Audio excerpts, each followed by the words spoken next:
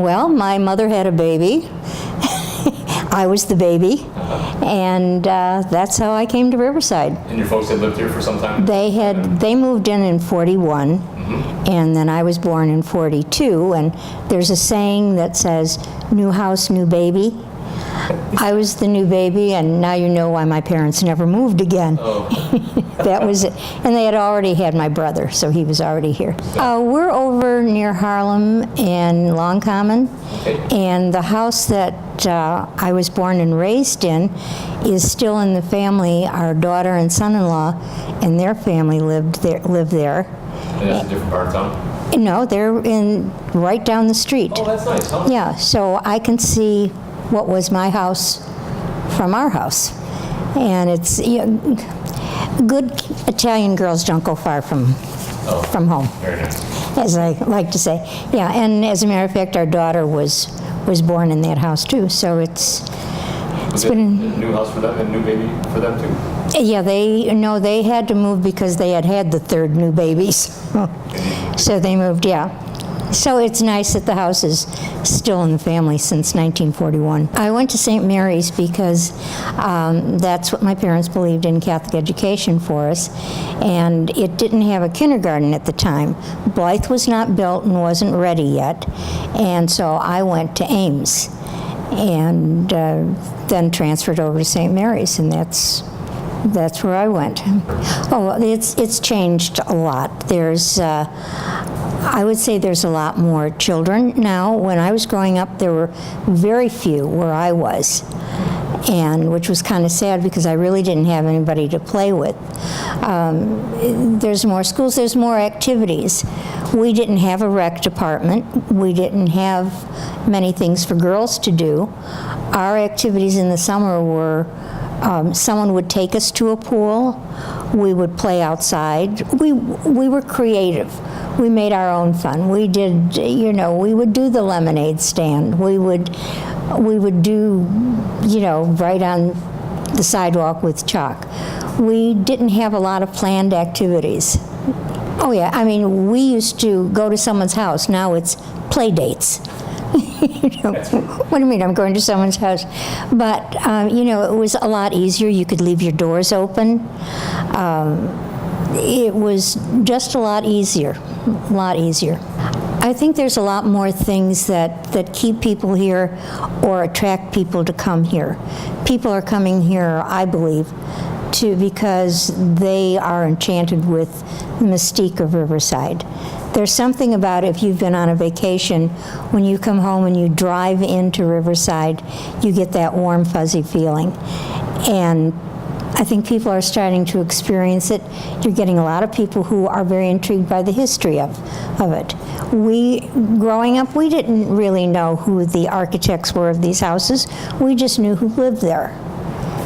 And, the Kelly's house was the Kelly's house. That's who it was. I didn't know any of that stuff until much later, but I think the people moving in today are looking for a lot of that. And it's surprising, and it's surprising if you go places how people do know it, or how many people will say, I never knew it existed until I went there, and then they were intrigued.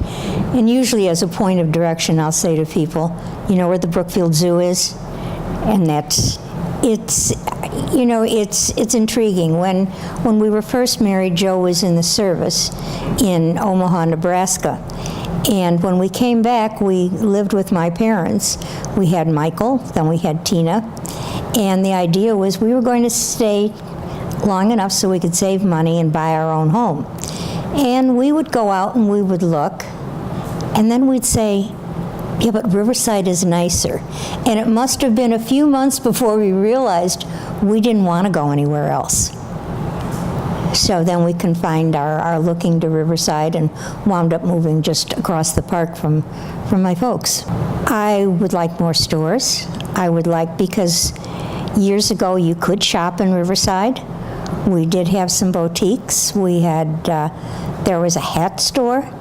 And for my wedding, I bought this hat that at the time I thought it was just the most beautiful thing. And I look at it now and I go, what was I thinking? But, then I say, I bought it here. And there was just being able to run out and get a gift and to buy a card. I mean, I don't know if people realize it, but the only place you can get a greeting card now is at the grocery store at Riverside Foods. That's right, yeah. Henningers had a big selection. They did, yeah. Henningers was also the place where we would meet and greet as teenagers. That's where you went on a Saturday night. You all met on the corner to decide where you were going. But we didn't have any benches like they have now. Yeah, I like to get, as many gifts as I can here, grocery shop. Everybody is very accommodating. We have things that are different. I think everybody I know has a star from Higgins Glass, and those that don't, too bad. And there are some that might be on their second star. There's as much as I can. I'm probably going to say 4th of July. Even when I was in, when we were in Omaha, I came back for 4th of July. I can't remember missing a 4th of July. I have pictures my mother took when I was in the Teeny Weeny Parade. And that was a big thing. It really was. It was only a one-day thing. We didn't have the July 3rd program like we do now, but 4th of July, and then when we had the centennial, and the sight of the hot air balloons at the big ballpark in the evening was just magnificent. I can still see that. I think it's the people that have made it special and the cooperation that people give. I'm going to go back to 4th of July because that seems to get so many people involved. Well, let's talk about Friends of the 4th. You're one of them, by golly. Yeah, you know how that started, don't you? Well, I know there was a lack of funds, but I knew there wouldn't be a lack of fun if we had Well, they had said that there would not be a 4th of July. And since, that's one of my favorites, if not my favorite, I said, yes, there will be a 4th of July if it means Joanne Cozy and the Little League marching down Long Common with kazoos. And I often say that, well, I think people thought that was pretty awful. So, let's help her. And then Joe Ballerine came on board, and Ben Sells, and Danny Gisa, and Andy Dunn, because Danny and Andy were talking about doing something. So I called them and I said, come with us. And Ray Navarro, who has always been a part of 4th of July with his MGs. Yeah, those are great little cars. Yeah, so, he's part of it, and, it's Joanne and the boys, and which is fine with me. And the response that people gave money-wise has been wonderful, which tells me they want it too. They didn't want it to stop. And the first year, I actually stood there and cried. It was terrific. I remember. I just, it's still happening. And each year it's getting better and better, and I think people are realizing this is a fun place to be on the 4th. We don't have to go far with the program on the 3rd, and there's something for everybody. So, excuse me, growing up on the corner where Pre-Hop is was Peterson's Ice Cream. And the store on Burlington behind it was where you could buy the ice cream and they'd hand pack it. But at Peterson's Ice Cream, you'd go there for lunch or dinner, and they'd have little sandwiches, and there were booths, and it was just so good. And then you'd get little sundaes, and it was just so good and so nice. And sometimes we'd go there for an early day. It wasn't really open for dinner, but it was a good lunch place, and then the evening you'd go and get your chocolate sundae. And they'd have peach ice cream, which No one does that anymore. nobody has peach ice cream anymore. It was so good. And they serve it in glass dishes, right? Yes. Oh, now it's all styrofoam or cardboard or plastic. Yeah. And you had real spoons. And then there was, on Harlem Avenue, there was a restaurant, and it was on the block right down from the bank, and it was called the Blue Willow, and that was like real home cooking, And it was very good, and of course, they had Blue Willow pattern dishes. And there really weren't, there were some restaurants that came and went. But high school days, there was the Grillette.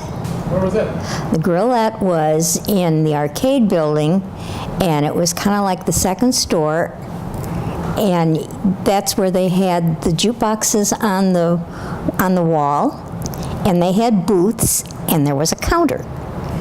And, you went and you got fries with ketchup and a Coke. And, that's where you met everybody. It was a social event, and Harold was the one who ran it. He kept us in line. You had to spend money, and you had to behave. You didn't have to spend a lot, but you weren't going to be there and just loiter around. So that was a lot of fun. And then where the Henniker building was, later years, there was another little Grillette type place.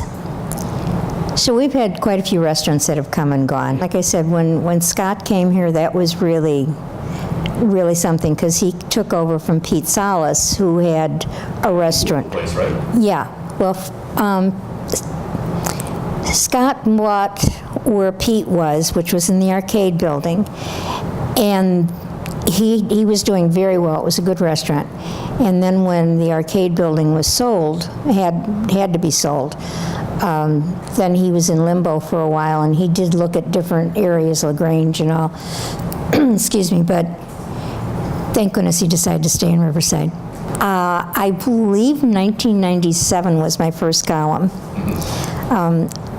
I had previously written for the Suburban Life when they were under the Kubik regime.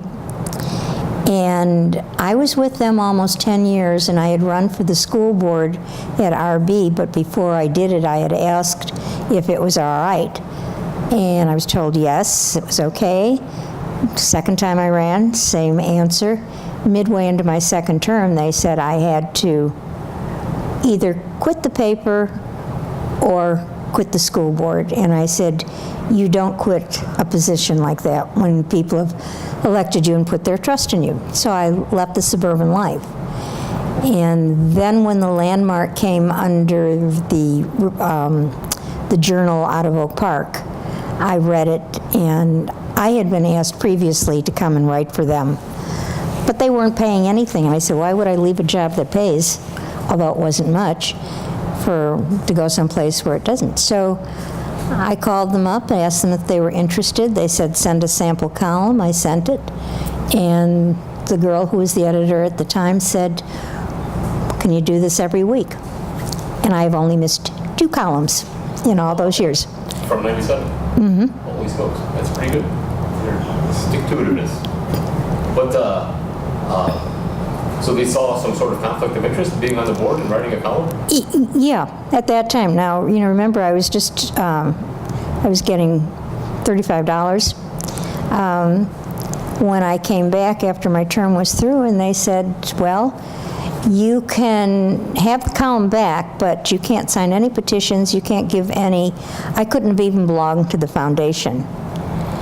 And I said, sir, I come in here, I said, I check my mail, but at home I use my typewriter, my phone, my car, and I'm not about to compromise my principles for $35. I got up and made this dramatic exit and felt great that I did it. So I'm very happy with the Landmark. They give me a lot of freedom. They don't edit me that much. I'm not told really what I can't do, which I like. Because usually if you tell me I can't do it, I'm going to do it. Ask husband Joe. And so I'm very happy with them, and I think people are happy with the Landmark. I got a call from Bob Uphues, the editor, and he said, Joanne, I got a letter here from you, and it's from Pontiac. And I said, well, open it. So he opened it and he read it, and this person decided I was just the kind of person that he wanted to communicate with, and maybe much more. And, as I said, I could have had a real pen pal. But, pun pun intended. But, so I didn't write him back, but Bob wanted me to write a column, and he wrote another letter to the paper, and, it was very nice. Actually, he wrote very well. He should have directed himself in a different way, and he might not have been where he was. So, my son was upset, he was worried, and I wasn't, but I said, gee, I always have this in the background. There's someone maybe I can call on if I need him.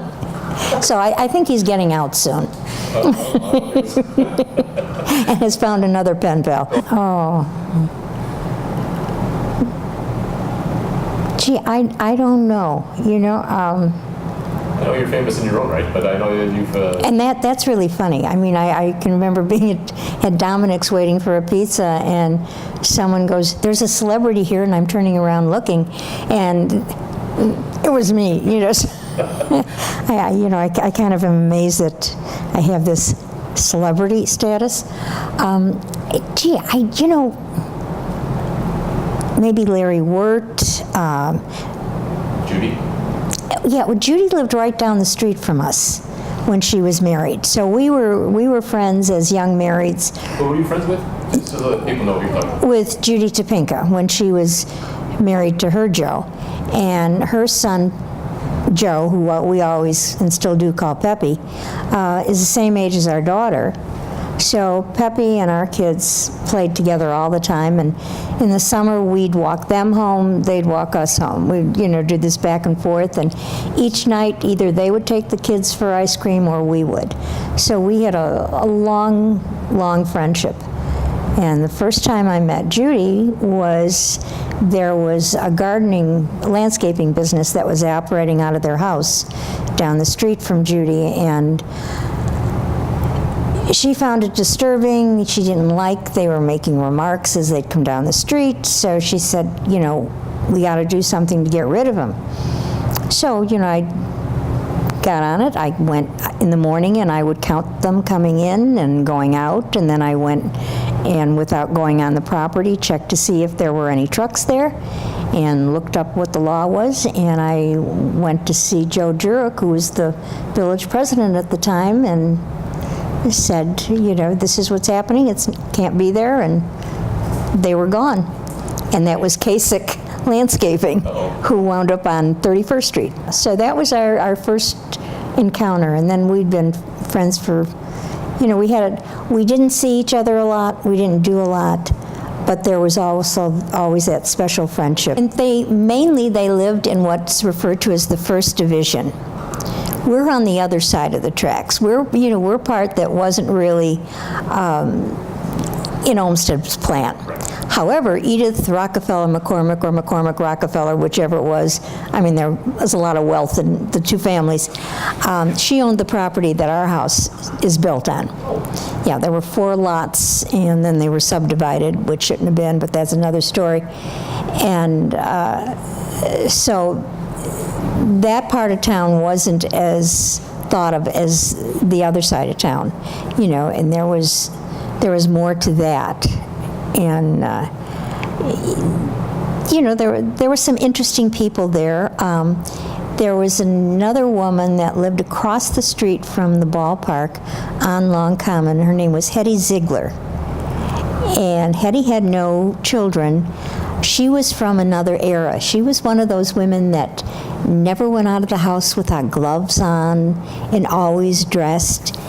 And my best friend, Gene Kelly, her father was a corporate attorney, and he said that this woman's husband had like Lady Esther cream or something like that. So he was very wealthy, but she was interesting because she was quirky, but almost from another era. Yeah, this Hetty Ziegler, who, yeah. Also over in what was Jerry Buttermer's house, it was Hartshaven. What's that? Jerry's house was called Hartshaven, and it was owned by people whose last name was Morse, and these also were people who were friends of the Kellys. And they also had no children. I wish some of these people would have adopted us. But they owned a lot of land, property on what used to be Automobile Row down on Ogden. Sure. So that's how he had made his money. But they were eccentric, she was eccentric, and we as teenagers wanted to see the house. So Mrs. Kelly arranged for us to go see the house, but we were only allowed in the basement. And in the basement was a kiosk, which was where the telephone was, and painted on the inside of it was the story of the Little Prince, because that was her favorite story. And in the bar, on the bar itself, there was, I think they were silver dollars inlaid. Yeah, trust me, you couldn't get them out. I tried. But you know, those were some of the there were some interesting people. Interesting. There was real money. There was the Gitz family. They were over on Scottswood. They had about 2 or 3 houses, big family. I don't remember what they made their money in, but they were very, very wealthy family, and their son, Jerry, was the owner of Aunt Diana's. Oh, sure. Yeah, so it's owned by the Gitz family. It's owned by his widow now. But it's interesting that the Rockefeller McCormicks had thought about Riverside. I don't know what she was going to do with these, you know, this plot of land by us, and they're also the ones who gave a lot to the zoo. Oh, sure. And the fountain is, like I said, I'm always confused whether it's McCormick Rockefeller or Rockefeller McCormick. But we do have the original plat of survey that we got from the Edison Company. They said, we don't need this, would you like it? And I said, sure.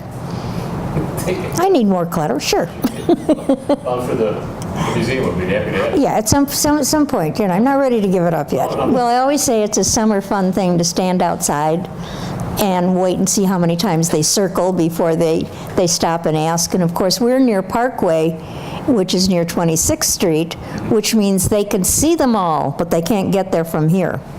So, you know, we wait. A lot of times I will just say, follow me, I'm going to get in the car. Because you can't say go to the corner, turn left, and go to, it doesn't work. You know, it's jog this way, kind of veer to that way, well, that park you go. So my mother used to have a book of little maps, and she would say, you're here. And she would, you know, plot it out for them. So, yeah, well, she was one of the few people who would have a porch light on, I guess. You know, and at that point, you weren't afraid to open up your door either. Yeah, we had friends that moved here, and they moved on Selborne near Longcom, and we said that we think what happened is he drove in here one time, and he got lost, and so he just bought. Which is, I think, how a lot of people, you know, they come here, they get lost, they buy. You know, and he used to have a map so he could find his way home. Of course, if he had come straight home some nights instead, it might have been easier. He will remain nameless. Well, when we were little, you always had a library card, and you would go downstairs to the children's part, and you would come for story time. Our neighbor, who was a teacher, her daughter is about 3 or 4 years older than I am. In the summer, we would come and we would get a book. We would get to pick out books, and then we would take a nap in the afternoon. We would rest. We'd go sit up on their big bed, and she would read to us. And my favorite was the Twin series, and there was one about the cave twins, and it was Firetop and Firefly and Mother Limberlegs. And until that woman died, when we'd communicate, it was always Mother Limberlegs, and I was always Firefly. And it was, you know, so that I have that book, and it was just special, and it was where I learned to appreciate reading and books, and I still believe in holding a book in my hand. You're not a Kindle? No, or a, no. I believe in having it in my hands, and besides, if you lose a Kindle, it's expensive. If you lose a book, it's not as expensive. But I'm with you on that. yeah, I just like I'm a purist. But the library was very nice. You would, there weren't a lot of things, and when you were in high school, you would come here to study. Or so we told our parents, and we knew what time it closed, so you knew what time you had to be home.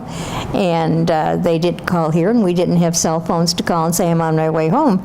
You were on the honor system.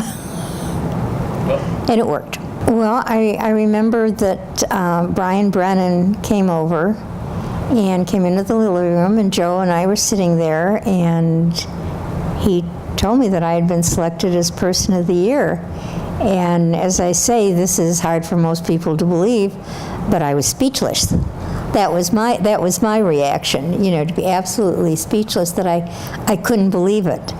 And I had to keep it a secret. I could only tell, Joe was there and told our two kids, who could also keep a secret. My daughter's great at keeping secrets. And that's how it was, and it was just a really wonderful feeling. And I remember having gone to it before. You sometimes start thinking, and gee, if that was me. And then you start thinking, would anybody come? So when I gave my speech, which was one of the longest, I asked Dave Moravicek, I said that I'd often wondered if people would come, and that you have far exceeded my expectations. It's really something to look out there and realize that people were willing to come and pay $35 just to see you. Congressman Dan Lipinski, he heard that I had received the Person of the Year award, and he had it entered into the congressional record. And it was brought to me, but I don't remember who it was but it was presented that night. And I just thought that was the neatest thing. It really was. Judy Topinka was there, and like I said, there was over 100 people, and that's terrific. It was nice. And there's a tree planted in my honor near the train station, which I look at from time to time, make sure it's okay. There for a while it was looking like a little scoliosis, but it's doing better. So, thank you, Mike Collins. And I also got a charm that said Person of the Year and the date. Riverside Then and Now, I think it was first done in 1935. This is, I think, one of the second printings, and it's got some beautiful pictures in it, and I refer to it a lot. I know there's some people that'll say, some of the people who are what I'm going to say are newbies to Riverside history, that a lot of that stuff isn't true, but I know for a fact that a lot of the things that were written in here were the people who lived it. So, the names are pretty important. So I'm sure they have copies here at the library, and it's very nice. Yeah, I've heard of it. I've just never gotten to take a look at it. Yeah, it's neat. It'll tell you about the churches and how they looked, and which is very important to Riverside's history of the different churches, and how St. Mary's is really the only one that was always the Catholic church. The church on 31st and Des Plaines, that was actually for an ethnic church for a different group. So all those things are so interesting. And the church there now, right? the big one that's right on the corner of 31st Street. 31st Street, yeah. So there's an interesting story behind it. All of the churches have an interesting story. Presbyterian Church, I think, when I was growing up, was probably the one that had the biggest population of people. And kind of digressing a little bit on that, when they used to elect trustees and the village president, it was done through a caucus. And I was on that, and I remember being on the nominating committee, and John Liu, who was the chairman, had this huge map, and he had push pins where all the different trustees were, because he believed that it should be evenly distributed. And then you'd say, okay, now, we don't want too many Democrats, not too many Republicans, not too many Catholics, not too many Presbyterians. And I remember asking the question, what about the person who's just nice but doesn't belong to a church? You know, is that kind of like too bad, Charlie, or what? So that has all changed. But, you know, the Presbyterian Church had a lot of influence at the time as I was growing up and remembering it. We received this, we were nominated by then President Michael Gorman for the Studs Terkel Humanitarian Award by the Illinois Humanities Council, and we won. So, you know, they were very apologetic. They came and presented it. There's only one medal, and Joe said, well, you can take it home. And, you know, I thought, okay, Donna doesn't have to dust it, I will. And, you know, it really was a very, very nice thing to receive this, even to be nominated and to have the presentation made. It was nice. And it was nice to know that someone really appreciated our effort and that we were recognized by an organization like this. So, Yeah, it's a lovely memento. it really is. You know, too bad it wasn't smaller and I could wear it. But right now, if I wore it, when we had the centennial, we had, of course, numerous. About the 19th 19th United States centennial. No, Riverside's 100 years. And we had, you know, many things made up. We had pewter plates that are still around that people have. If you go to the right garage sale, you might find it and pick it up much cheaper than it was. But we also had these little medals made, which of course have the water tower, which is really what is so thought about when you think of Riverside. And there were some that were made in 14 karat gold also. These were silver, and there are very few around. So it's kind of neat. So we just had mementos, and they were available, and of course there were T-shirts, and you know, I think we had aprons, and you know, we were like a store, and I think I was operating out of my trunk of the car half the time. You know, do you have T-shirts in this size? Let me check. The League of Women Voters and the LaGrange Businesswomen or something, Jan Goldberg, who had formerly been at the high school and retired, she was active in it, and she nominated me for having reinstituted the Riverside Brookfield High School Educational Foundation. It had been in existence, and then at some point, the person who was the president just kind of let it go. So then in the year 2000, David Newman, who's village attorney, who was the attorney for the village years ago, who was the treasurer for the organization, called me and said, Joanne, there's still money there. Would you be willing to get the organization back together? And did. I assembled a board, and we came back, and we are strong, and we've given away probably $1 million over all the years, or at least close to it. And Jan, being in education, was so impressed with that she nominated me for that. And they had the award was given out at Mays Lake Peabody Estate. Yes. And that's a lovely place. There was two other people who received an award also, one being the mayor of Westchester. But when I got up to give my acceptance speech, I told the story, and this is very common to people who grew up in Riverside, that it was nice to come to the Peabody Estate and actually see the Peabody Estate, because Peabody, who owned it, the property, now of course it's owned by the Forest Preserve, the thing was, when you were in high school, to go sneak on the property and look for Peabody's tomb, which of course we did.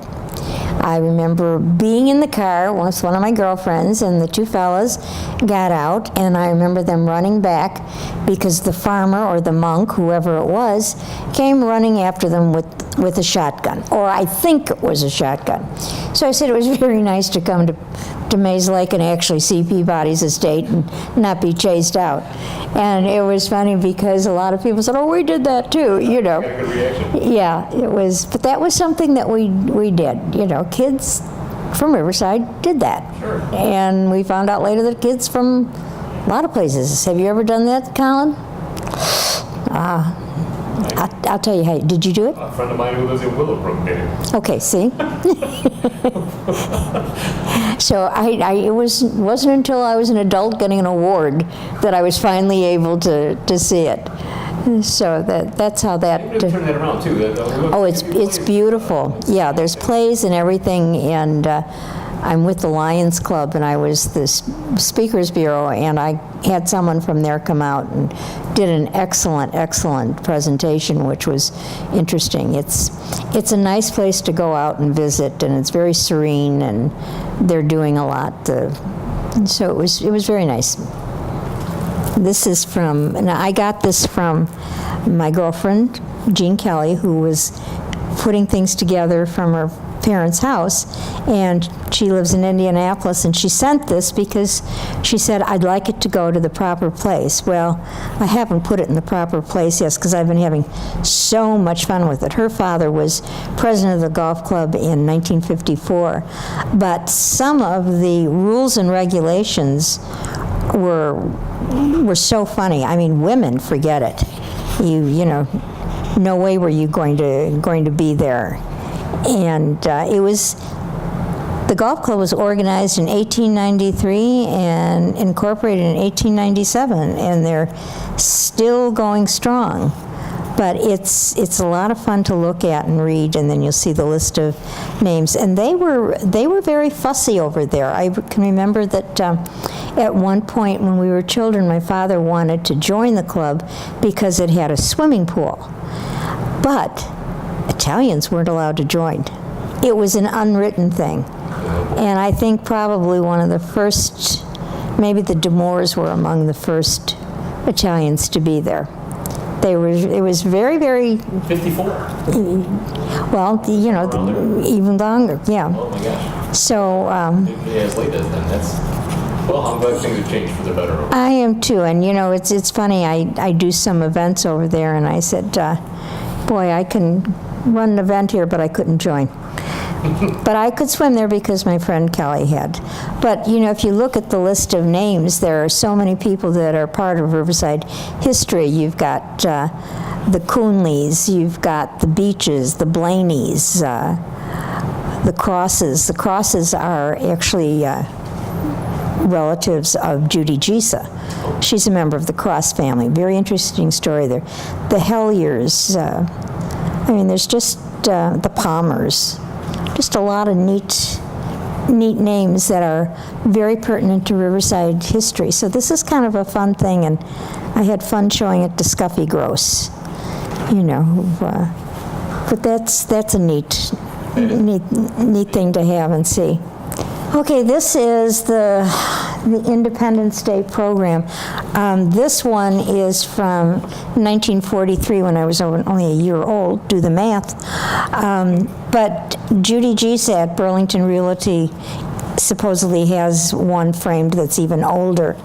And this, you know, it's neat. So when you look at the program that we put out now, it'll say it's how many years, but it's not actually the true as far as when Independence Day started. And we've been trying to figure out exactly when it was.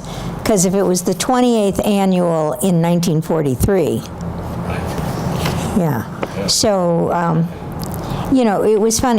At the time, it was done at the big ballpark, and everything was at the big ballpark. And, you know, if you look at this thing, you'll see the Teeny Weeny Parade, which was children 5 years and under. And when my kids were young, we even had them in it. My daughter, I had her as a little, like Bam Bam or Pebbles from, and she was little and she was a toddler walking, and I had made this lovely costume for her, and I needed a bone for her hair. Well, I went and bought a big dog bone. Yeah, real dog bone. Well, she was the most popular little kid walking around that day because there was all these dogs that were following her, so I finally had to carry her everywhere. You know, or the time that the theme had something to do with litter, and I decided my son would be wearing a garbage can. So we cut out a garbage can, and he had the straps over it, and I forget what, it carried a little broom, and whatever the sign said, and we had all this, you know, paper stuffed out, and he had, you know, a couple of beer cans hanging and stuff, and Mommy, I don't want to do this. Yeah, well, he won, so, said, see? But, you know, those were fun, and people used to really go all out, and you'd have, when you look at this, you see some of the things that people did, and there were athletic events for the boys and girls, and the water fight was always a big thing. And it would be between two fire departments, and strung across on a wire was a small barrel. And the idea was there would be maybe 2 or 3 heats, and to get the barrel to the other side, like a tug-of-war type thing. Yeah, with the hose. And it was fun. And of course, then all the kids would slide in the mud, which, you know, didn't make... you know, so this, they used to do it where they'd have awards. There was the parade. As things went on, as a matter of fact, my girlfriend's father was the one who gave the address that day. Yeah, Mr. Kelly. Mr. Kelly, James J.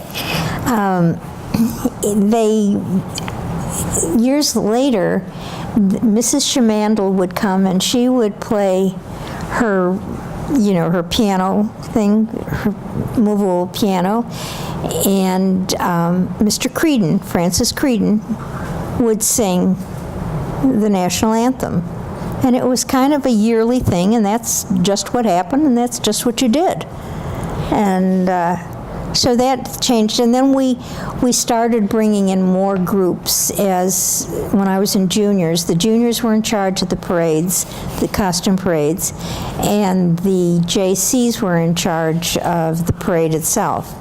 So as things went on, I started saying we really need to have a committee that's bigger and getting more people involved, and that's how it kind of evolved even then, and we started bringing in some of the churches to have booths, and so you know, I've kind of like always stuck my nose into 4th of July. I've never petitioned for firecrackers though, that I put on. So it's kind of fun to have this, because you can see that it was important then and how it's evolved, and you know, you look at some of the names, and years ago, it seems like the emphasis a lot was on the military. You know, having a lot of the people in it, but it's fun. It's a fun thing. They took a copy of this, and they have it over at the rec department.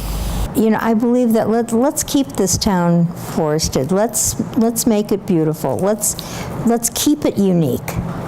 Let it be that pretty little place that when you turn in from 26th Street or Des Plaines or Harlem Avenue, that you've come into this beautiful sanctuary, and that those leaves just kind of warm you and cuddle you, and they're an umbrella and protect you. Well, I can't imagine anything on a better note than that. That was very nice. And, I can't thank you enough for. Makes me want to go out and plant a tree. You got your own tree. I'll go visit my tree tonight on the way home.